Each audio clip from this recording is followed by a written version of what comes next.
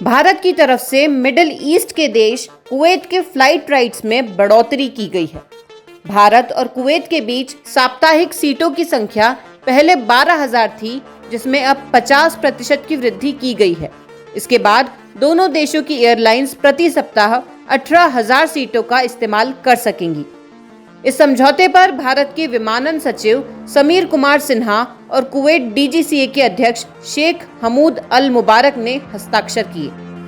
Kuwait को 18 वर्षों के बाद अधिक द्विपक्षीय समझौते मिले। अब इसकी क्षमता 8,320 से बढ़ाकर 12,000 कर दी गई थी।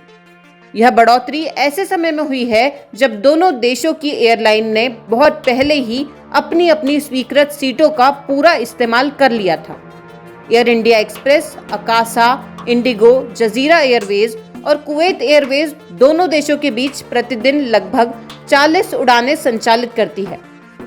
54 साप्ताहिक उड़ानों के साथ कुवैत एयरवेज सबसे बड़ी ऑपरेटर है, जिसके बाद 36 उड़ानों के साथ इंडिगो दूसरे स्थान पर है।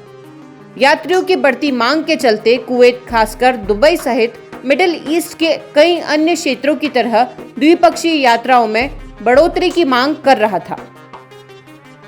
पिछले एक साल में भारत ने थाईलैंड, वियतनाम, इंडोनेशिया और उज्बेकिस्तान के साथ नए हवाई सेवा समझौते किए हैं।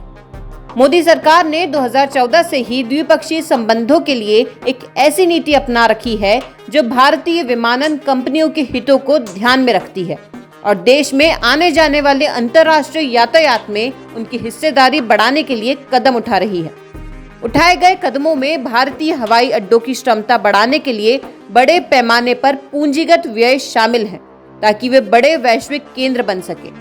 इसमें एयर इंडिया और एआई एक्सप्रेस का विनिवेश, अकासा जैसी नई एयरलाइंस को उड़ान भरने का मौका देना और वैश्विक आपूर्ति श्रृंखला की भारी बाधाओं के बावजूद इंडिगो को आगे बढ़ने में सक्षम बनाना शामिल है।